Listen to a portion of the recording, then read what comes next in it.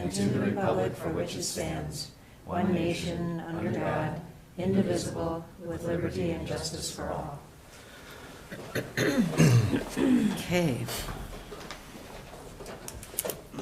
Are there any adjustments to the agenda? Madam Yes. Chair, I have two. One I handed out. I think you could just put it under 8. I think that's what I wrote on there. It's just a notice. It's just a notice from the Planning Commission. Oh, God. And usually you don't take any action on that, so. Okay. Great. And the second thing, I just wanted to, I forgot to do it last week, after public comment. I just wanted to answer on the TNT notice, so I could do that under Commissioner concerns or whatever. Okay. Okay.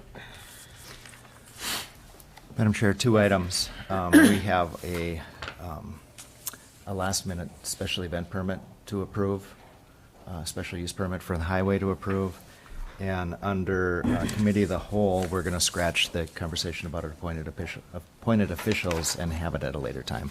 Okay. Great. Okay, with those adjustments, do I hear a motion to approve the agenda? So move. Support. Thank you. All those in favor of approving the agenda, say aye. Aye. Thanks. Okay, there is no one here for public comment today. Consent agenda. Do I hear a motion to approve the consent agenda? So moved. Thank you. Support. Thank you. All those in favor, say aye. Aye. Okay, and wow, we're way ahead of,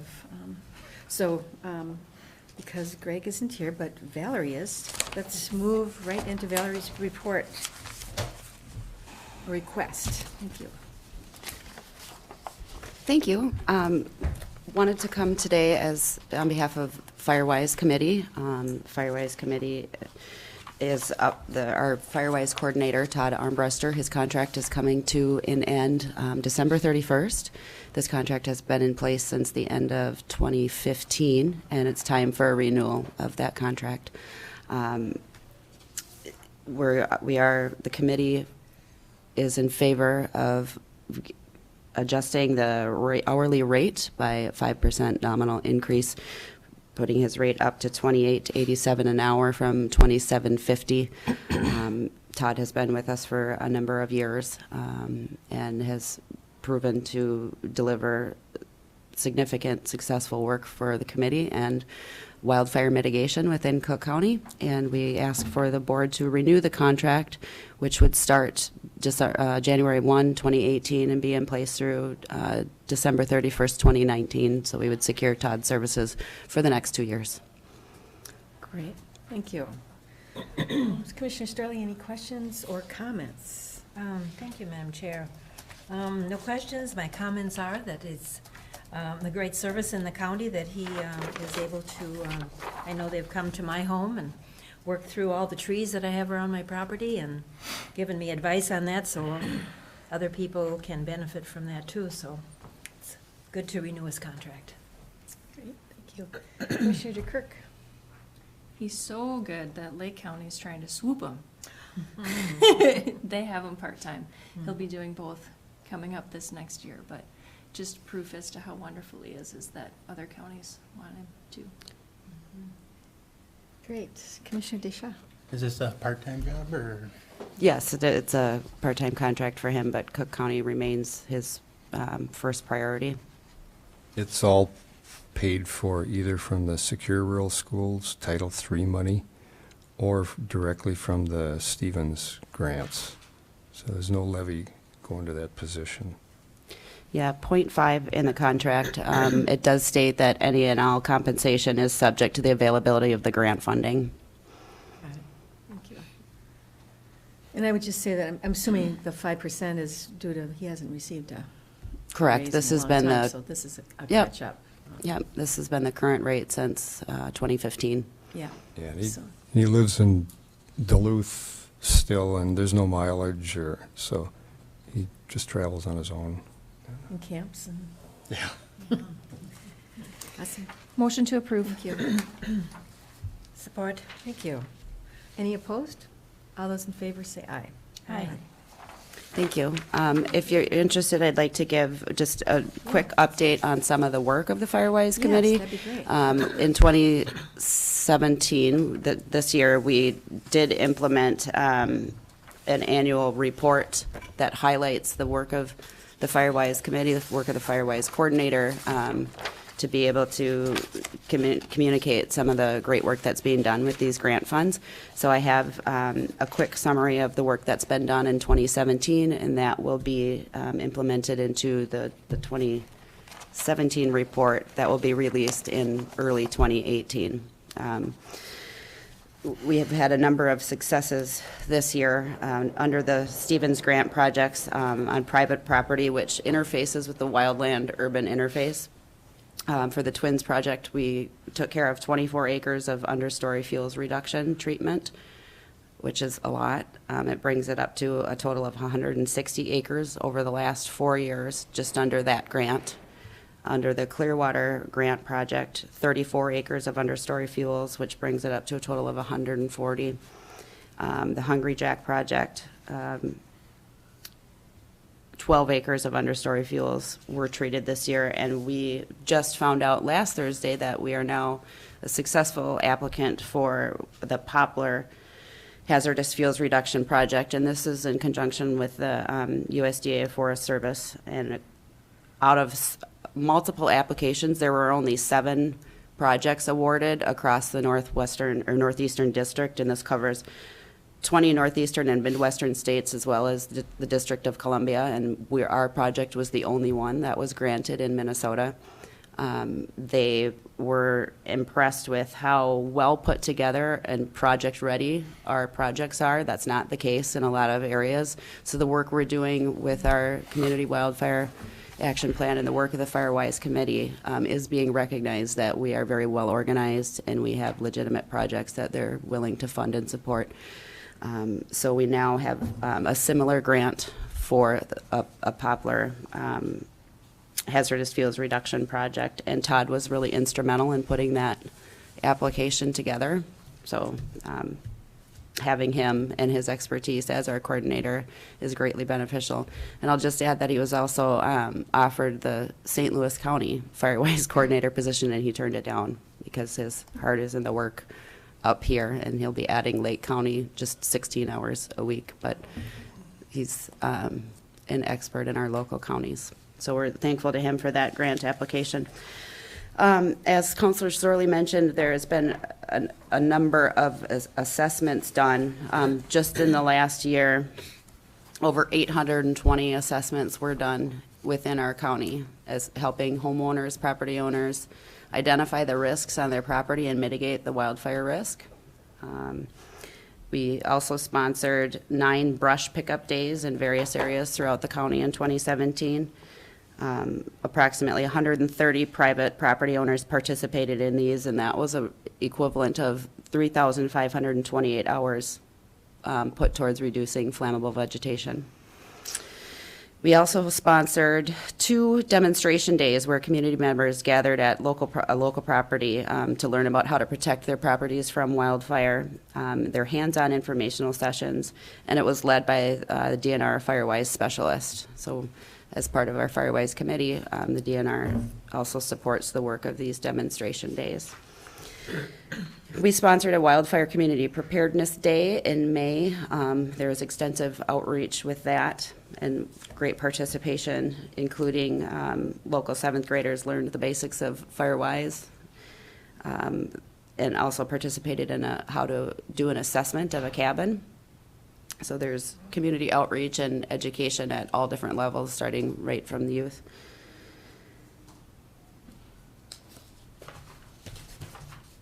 Roadside brushing.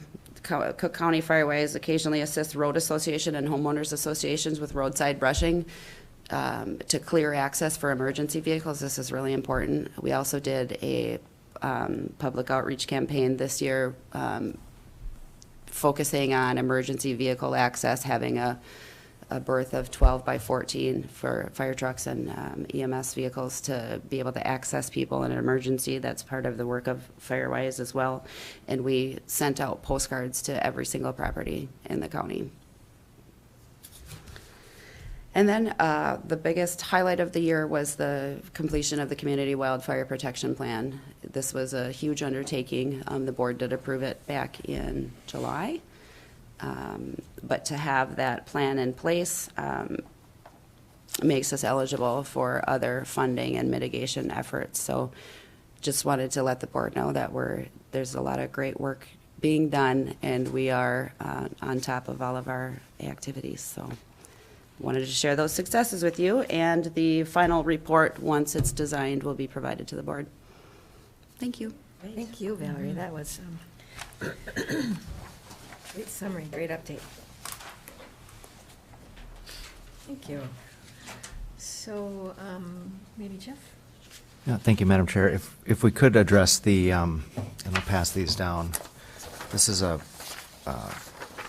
map of the proposed route for the Friesen for a Reason 5K. And I'd like to address this one before Valerie leaves, because she's helping to coordinate some of the, Okay, great. some of the details related to this. Do you want to give a quick update? Yeah, certainly. This is a new event, and it is outside of our typical timelines, but because it is a new event and the organizers were not aware of the permitting process, and we're also in the process of revamping our permitting process to streamline things and put a greater focus on emergency action planning. But this is a 5K New Year's Eve run that's being organized by Jessie Rodney, who is the mother of Gunnar Anderson, and this event is to recognize the first anniversary of his fatal snowmobile accident last New Year's Eve. This was a significant event that hit the community very hard, especially all the first responders that were involved. And she is setting up a foundation. It's called Be the Change Foundation in Gunnar's memory, because he was really dedicated to helping others. And the proceeds of this event will be dedicated to a scholarship fund to help other local youth continue on in his legacy. So she's reached out to our emergency services and law enforcement and emergency management to help put the event together, recognizing that it's outside of the county's usual timelines, but we don't feel that there's significant risk or resources that will be involved, and it's something that we can support as a healing measure for everybody involved, and to recognize a member of our community. Thank you. We have a date? December 31st, and the event begins, New Year's Eve. It's a 5K that begins and ends at Bethlehem Lutheran Church and goes east on 7 out to Mopar Crescent and back. So the only intersection crossing is at Gunflint Trail right in front of the law enforcement center there.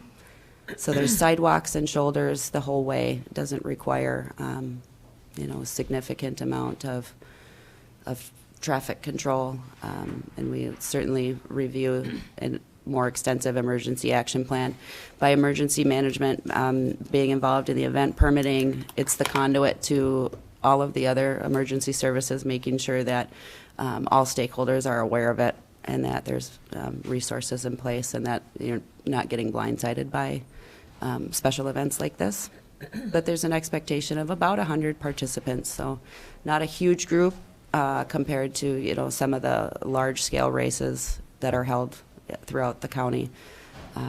But a great activity for New Year's Eve if people want to get involved, or even buy a T-shirt to support the Be the Change Foundation. Great. Thank you. Any other questions for Tom? Okay. We need a motion, don't we? Yep. How about more questions? Commissioner DeKirk, did you have any more questions or comments? That was my question, was if we Okay. need a I think we motion do to need a approve the motion. permit? Because of- Yeah, Madam Chair and Commissioners, we would, normally this would have been on the consent agenda if it had been processed outside of the 60-day normal timeline. I actually wanted to have Valerie speak to it simply because it's not yet. The application's complete. We have the certificate of insurance. We have the route. We've accommodated this and then communicated the importance of the 60-day deadline in filling out the permit for future events. So I just wanted to share that, and then yes, we do have to approve the permit. Thank you. Commissioner Deschamps? No, I think it's great. Okay. Do I hear a motion? Motion to approve. Thank you. Thank you. Second, thank you. All those in favor say aye. Aye. Thank you, Valerie. Thank you. Thank you, Jeff. Sometimes you have to accommodate things. Good. Okay. And Greg, right on schedule. We are. Really? Right, yes, we're Wow. ready. Well, I've been right on time for a long time. yeah, well, yeah. That's amazing since you never slow down. Thanks. Okay. Good morning, good morning. Morning. Thank you. Thank you, guys. Right.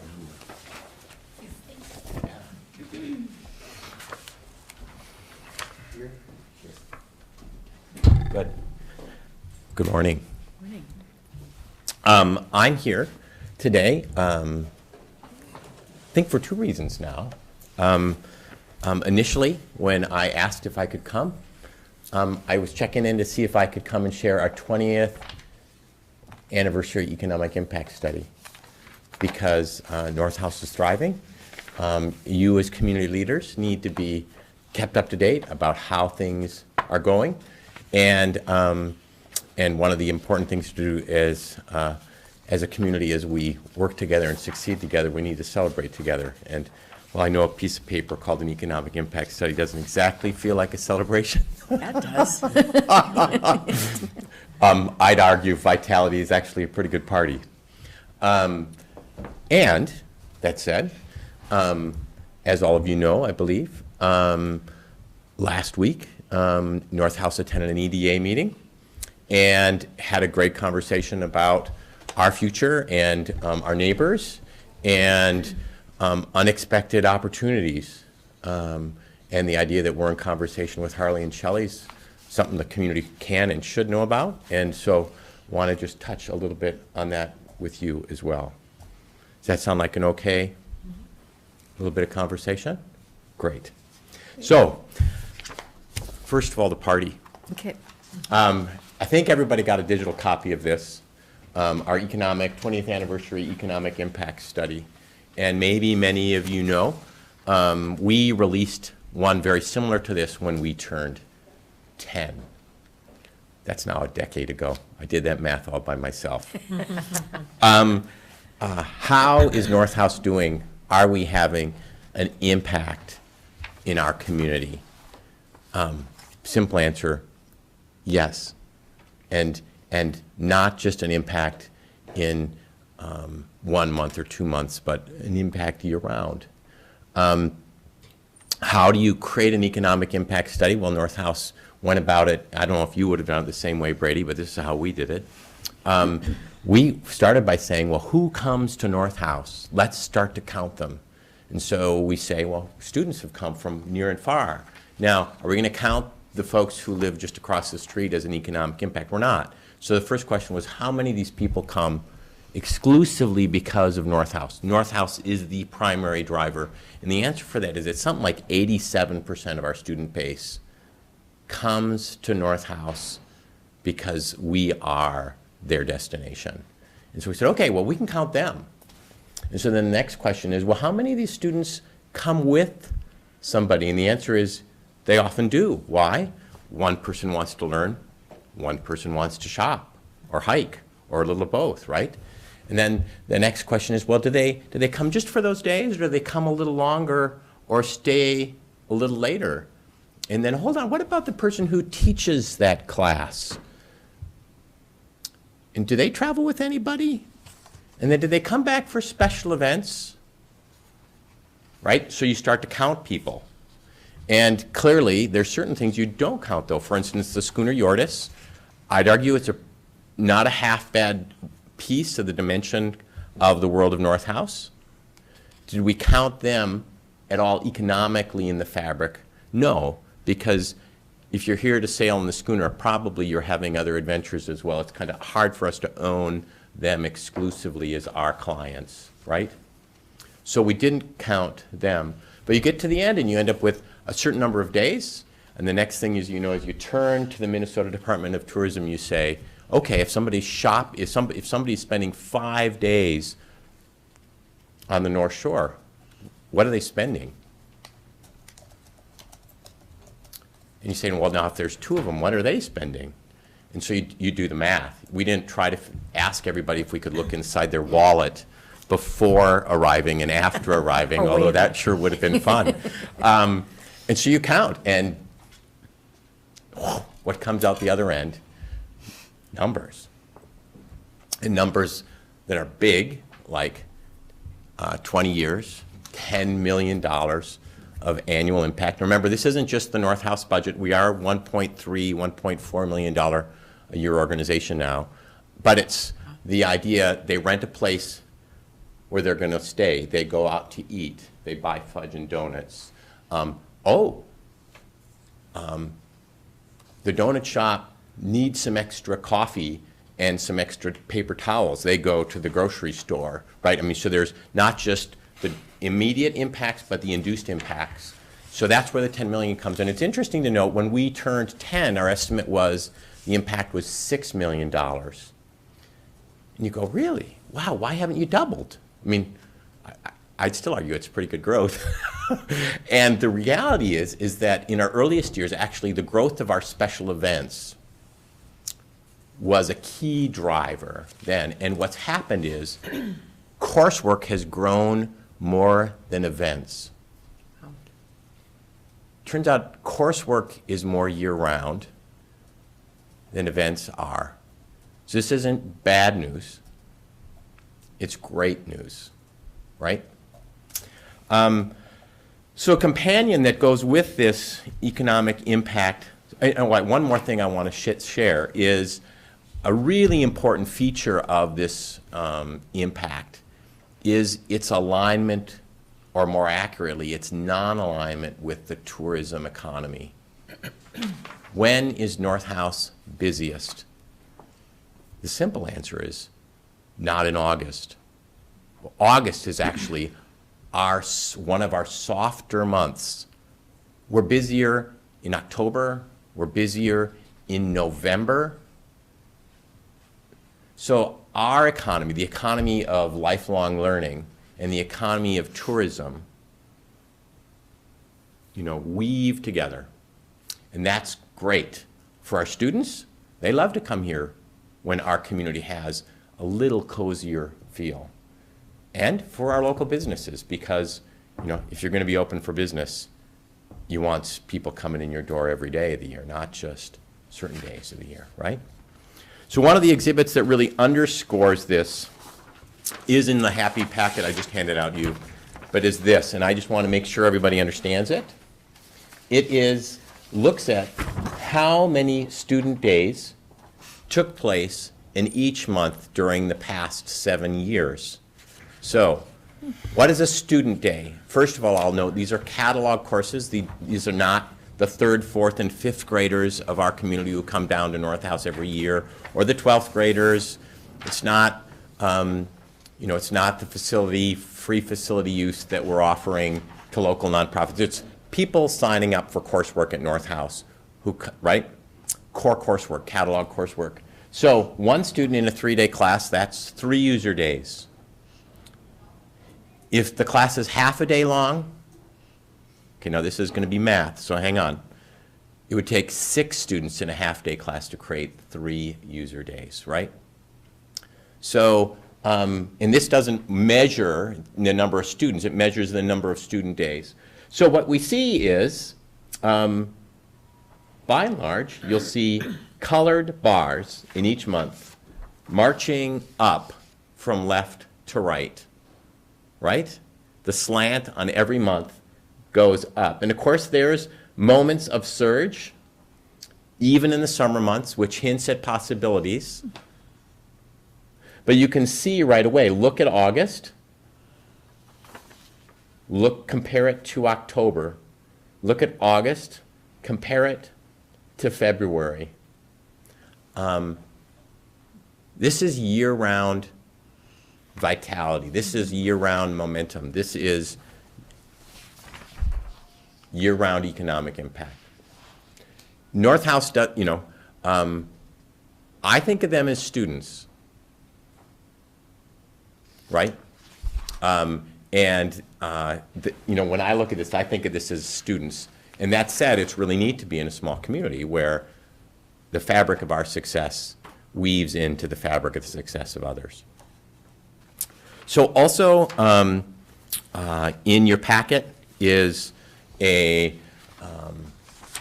some numeric overviews of our impact on behalf of our community reaching out to the world. If I remember correctly, this is horrible, I should remember this exactly, but I think 400,000 visitors to our website annually, unique visitors. That's a lot by my measuring stick from all 7 continents. Social media, e-news, et cetera. We've got a lot of reach as a school. We love to tell our story. In so doing, we love to tell the story of our community as well. So, questions at all?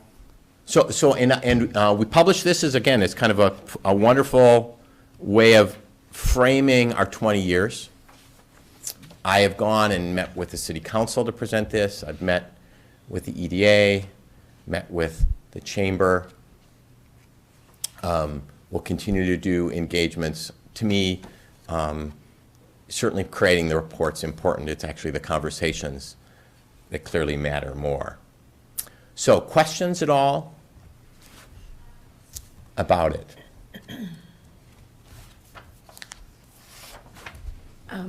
Maybe not questions, but comments? Anybody have a comment for Greg at this point? Madam Chair, Yes. are you having a party? When and where? We've been having a party all year. Okay. We had our community craft wall in the Green Building up all year. We sang happy birthday to ourselves as we ate pie at the culmination of the Wooden Boat Show. We threw a flannel formal celebration on Friday night of Unplugged. I don't know how many of you got to be there, but it was a party in almost so many ways. And then we had an exhibit in JHP, which just wrapped up.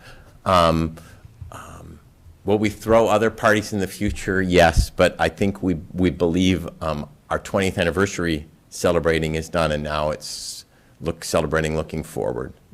So, but if you want us to throw another party, we can. That's okay. A couple of them were great. Okay. I mean, they were all great. But. Great. So just looking at your chart here, December is pretty quiet. Is that because of the offering of classes, or you're just kind of relaxing and kind of catching up yourselves in December? Yeah, our history has been that we can create reasonable traffic that first weekend of December, and we do. I think we had 6 classes. But our history is that if we try to launch other extended coursework, the traction just isn't there. And so honestly, it's okay to have months. You need to understand the idea every year has a rhythm. And so sometime in December to gather our thoughts, get organized, take a break. Similarly, you'll note April is quiet programmatically. Well, actually, we host our annual instructors retreat, and they're not students, and so they're not on this chart. But 60 instructors come and spend anywhere from 3 to 5 days with us, learning, thinking, talking, engaging around the question of, well, what is the world of craft? How do you teach craft? What is a folk school? How can we advance the momentum of this place? And for us to have that, in a typical week, you have 6 or 7 instructors. They're all moving around campus pretty fast. I wonder why. And how much do they do that engagement with each other? Well, they love to see each other, but so when do we get to stop and talk and think together about the future? So we've taken a month which programmatically, I wouldn't say, it's not December, but it's not February. And we said, well, it might be the mud season here, but it doesn't mean we can't do good things. And so we've used that month, similarly, this annual rhythm, for other purposes. There's also a volunteer weekend. So the simple answer, yeah, December is a softer month for us, but right now that's okay for North House. Right. Well, I've watched it progress for the last 20 years. And I think what's been happening is you have been offering really quality courses for folks who are interested in working with their hands or just understanding a certain craft themselves. Which reminds me, many, many years ago, there were a series of books called Foxfire. And that in the 70s and 80s started people thinking about the old-time crafts, woodworking and that type of thing. Well, you've raised the bar quite a ways in that category. So from knitting to doing a canoe to whatever it is, that's what brings the quality of people here. And when you talk about students, it's like from, I suppose, teenager up to 60, 70, 80 years of age, folks who come here to to enjoy and to learn something new. And that's where you have brought the quality of crafts to a really high level here. Thank you. Well, it's fun. Success is a pretty joyous thing, and vitality is a really joyous thing. And to see it come alive on campus every day has been very, very satisfying. That's great. Other comments, questions? Commissioner Deschamps. I love that light bulb went on. Like the, it's been well, the numbers are great down there, but the biggest thing that I see, because I used to run this road 6 days a week with the truck, is the parking situation. Yep. It's just Yep. terrible. But other than that, Right. Well, people do show up in cars. You know, one of the, I think, really great drivers or evolutionary steps in our community is the Highway 61 conversation that's going on. And I think our student base is a kind of group of people who, in a lot of ways, many of them would love to park their car where they're going to sleep and just be done with it. Yeah. And that's a pretty good fit.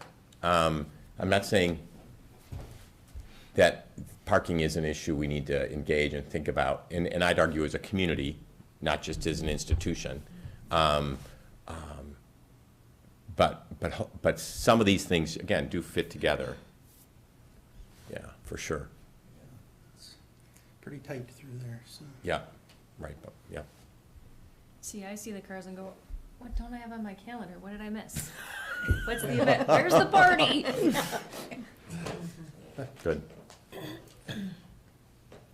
Well, speaking of property and speaking of space, but not speaking of parking. As many of you know, last spring, Harley and Shelley Tofty came and found North House and knocked on our door and said, you know, we've been joking for a lot of years, and indeed, we have been joking and laughing, I think, as all neighbors do, you know. Are you going to buy this from me someday, you know? You know, they basically shared a simple thought, a thought that all of us who own a private business someday get to share. You know, we think we're done. Should we sit down and talk?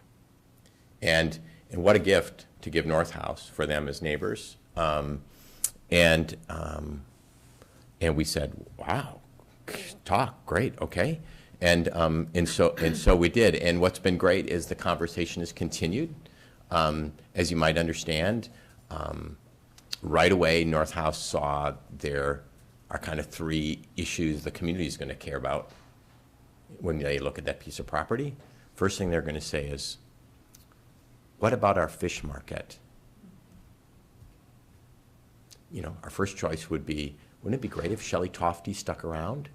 Oh, well, no, remember, she's checking out. I mean, second key piece is, what about our fishermen? You know, what would it be like to be in a community that boat or a boat doesn't go out through that breakwater? Yeah. I can't imagine. Our students can't imagine that. You know, and then the third thing is, of course,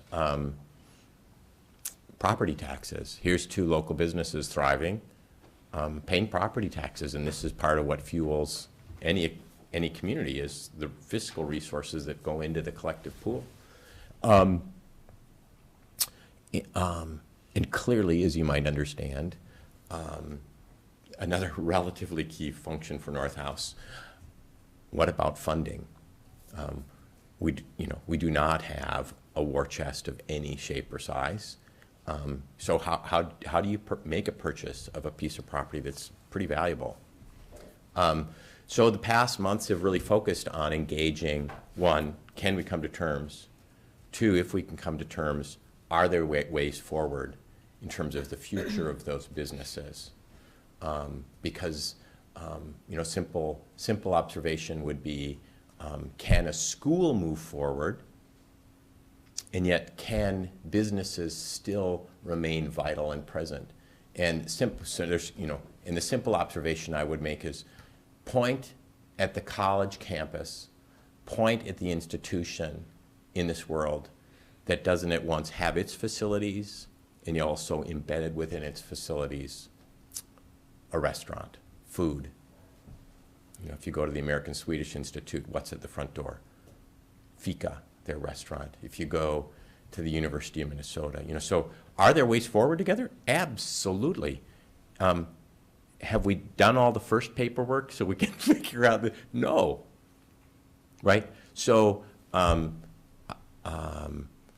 so there's still pieces of the puzzle to figure out about how is this going to work and how's the funding going to, those pieces Harley and Shelley Tofty and North House need to finish up, and then we need to move on to these next really important stages. And I shouldn't mean, I'm not trying to suggest in any way that we haven't been working on those, but first steps first, second steps second. I'm sure you all appreciate the importance of doing it in the right order. So that's just, I hope, so that's my update on the Dockside property, because I'm sure people are asking you questions, and I want you to feel like you have information. I will note, so questions at all about that? I'm just curious about, to summarize, it's happening. That's for sure. Not quite. Not quite. You're moving in that direction, but nothing has been finalized. We've been talking for 6 months. Yeah. But it's looking pretty positive. This will be the outcome of these conversations, right? Or? I like to think that we're moving forward together, correct. Excellent. They have not found the pot at the end of the rainbow, though. Right. I mean, there are a lot of steps that have Right. to. And that's where, for instance, Yeah. working with the EDA to approach the IRRB, that's part of, Right. that's one piece Yep. of a relatively complex puzzle. Got it. Okay. It's a good question, though. Yep. One of the things I would like to, at some point, do, and I'd like to, we will be working with other funders in the next couple years, kind of, one, underwriting the purchase, but two, pushing towards the evolution, North House's evolution. And what does that mean? Yeah, great question. And having the support of key community institutions is really key. And so I'm curious about a letter of support from the county commissioners once you feel like you can put your hands around it and embrace the issue and believe it's the right way forward for the community. I'm curious about how that process works, or I should say that differently. I'm curious about how that process works and what information you would need to feel like you can engage a request like that, right? I'd like you to do it being well-informed, in other words. It's a very good question. It's not every day somebody comes and asks for. Madam Chair, if I were to Yeah, suggest thanks. an opportunity for us to discuss what this would look like, it would be by using our committee structure going forward next year, that we would bring something to the Budget and General Government Committee and talk about what that looks like and what that support is and who the funders are, and make sure that this feels right. Go to the committee of the whole, and then after the idea is developed, bring it to the board with a well-thought-out letter and a well-thought-out position in support of whatever that action ends up looking like. So it would be through my office to make sure that we have the timelines and the needs and what's going to be helpful and how we can, what part we really should have in that process and what what's appropriate position for us to take, and then we'll walk it through the committee structure so the commissioners all get a chance to have that conversation and ask the questions that they might have so they can represent the community in that decision. Good, great, okay. I guess my question would be, in looking at the whole property, you're looking at the business of Dockside, you're looking at the accompanying buildings, you're looking at the docking of boats there. Is that the whole picture that you're looking at? When we purchase the property, we'll own all the buildings, we'll own the docks. Right, okay. Correct. Okay. And much as we do in the green building, where we have and use half of the building, and we lease the other half to a local business, and we pay property tax. North House pays property tax, we do, yeah, actually, on, the portion rented in North Shore Title, we pay property tax. And so you could imagine a future, whereas the property steps forward, or the use of the property, where there's spaces that are leased, used by local businesses, and similarly, spaces that, of course, we're using. I mean, we're not interested in the property just because we think it looks pretty. Well, a couple of the buildings don't. You'd have to do some improvement there in order to lease it out. And indeed, we're not, interested in the property because we think we need it tomorrow. How many times are we going to get asked this question? The simple answer is never again, right? And so so any local business, would be having exactly the conversation we're having. Is this possible? And if so, how do we make it happen? And how do we do it right over the long term? I think it's an interesting solution that may tweak fear in people, that it's public-private clash, but I see it as really a strong potential for public-private partnership. I don't know what the market's like out there, but I can't imagine that the people are lined up to purchase these two very important assets to everybody in Cook County, and to be willing to carry out why they're important to all of us. The fishing aspect, the branding aspect, and the food aspect, and fish as food. I mean, these are all great concepts. And if private industry or private enterprise was really knocking at the door to do this, that would be one thing. But this just seems like a really amazing opportunity to look at how that works too in today's economy. And sounds very exciting, very creative, very exciting, with the potential of not losing. That's the piece, but actually gaining, enhancing quality of life for Cook County. That's the piece that I see there's enormous potential for. Other folks? That was the same lines I was thinking. I mean, how many businesses have we watched sit empty for years until the right person with money shows up to purchase it and do something with it? I mean, the building next to your business is gone. Right. Because it sat there and deteriorated. So to have an opportunity to at least maintain what we currently have and enhance it is a rare thing.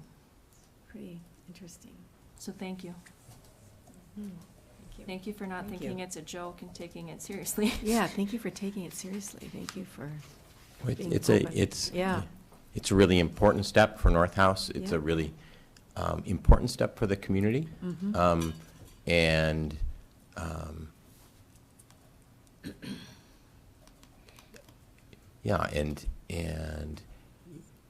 people should understand, obviously, as we go around this corner, we're going to communicate about it. Yeah. That's really critical, and we're going to be talking about it. If we're lucky enough to get to move forward, there's going to be a need and a drive on behalf of North House to connect and make the right decisions. So we're looking forward to getting Yeah. people's thoughts. And hopefully it'll synergize other fabulous Absolutely. developments. And that's the other interesting thing about it. So I think it's pretty pretty interesting. Great. And also the fact for IRRB to have this presented before them, they do economic development, but maybe it's a new way of looking at both private and public for Right. them to think about. Yep. Well, thank you very much for a chance to come and Thank you. share updates with you, and happy holidays to all of you. Thank you.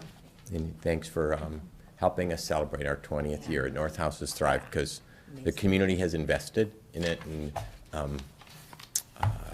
to you and to everyone in our community, we extend our sincere thanks. Thank you, Thanks, Greg. Greg. Thank you for your great work. And thank you for sharing. You're a good sharer. Awesome. Okay. Jeff, I think we might have cut you off on your administration report. Yes, there's one item that we haven't dealt with yet, but Thank you, Madam Chair. And the item is simply a letter that I wanted you all to be aware of. But in all honesty, potentially, we should accept the letter so that we have it as a record of a transaction, and that's related to the fact that the school bus garage was updated, and the fence that they put in around that area actually does encroach on right-of-way of a road that is still there, but it's not being used. So it's not encroaching anything we're using, but it is encroaching legally. And after talking with Dusty Nelm, she said, it's probably not a bad idea to have a letter and some sort of documentation that says, we know this happened. We don't see it as being a problem, but we're acknowledging it.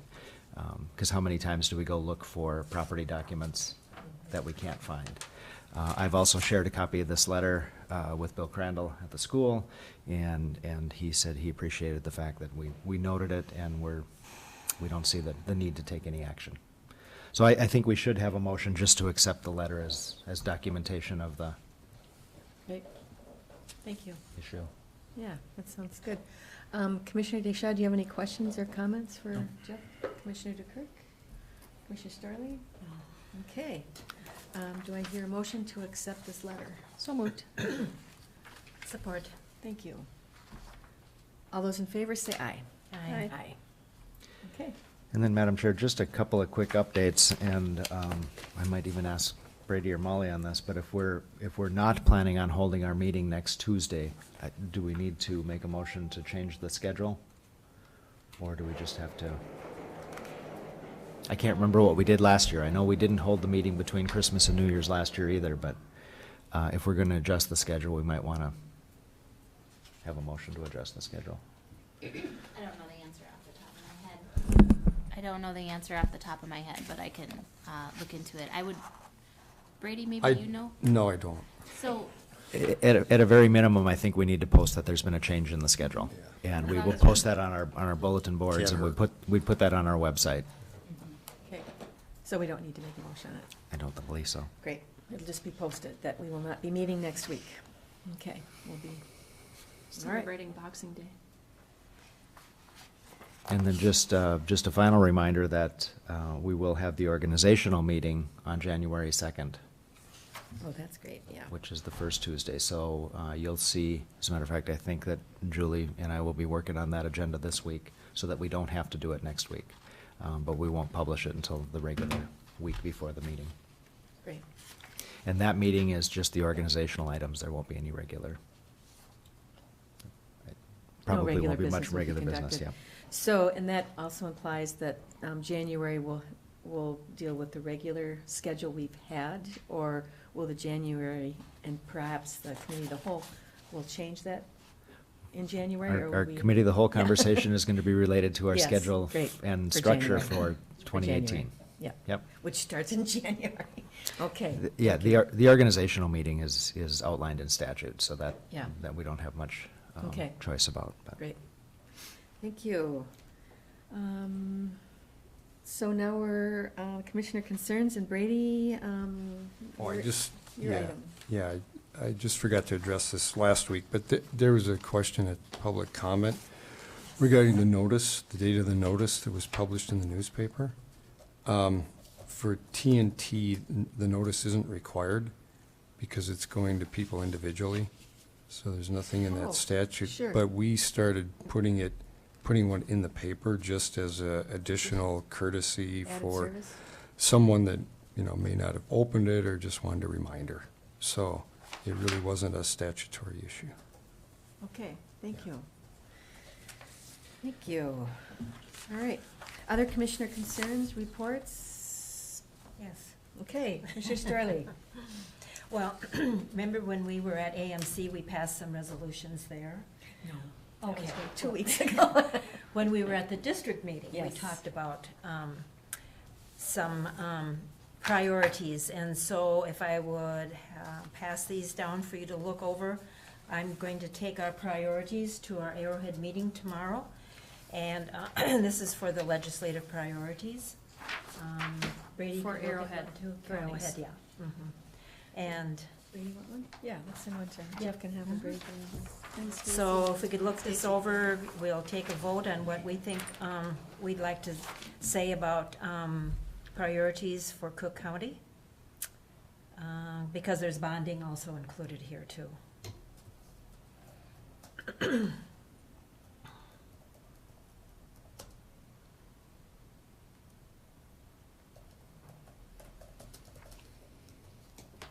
So if you just mark yours, I will go ahead and then count them up at the end to present. So, how many do we get to mark? 3.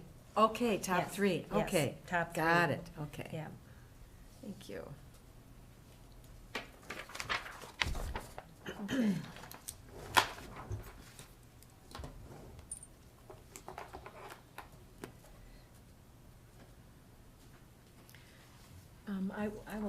I'll do my, I need to look at it more carefully, so I'll do Sure. that at the end of the meeting, but Sure. I'll be sure to. Yeah. So, other commissioner concerns, meetings to know, et cetera? I will be on the radio in the morning. And, so, if we can recess this meeting, and then at Right now? 11:15, we'll take a short break. We will come back to the committee of the whole. Okay. How's that? Thank you. Very good. I see.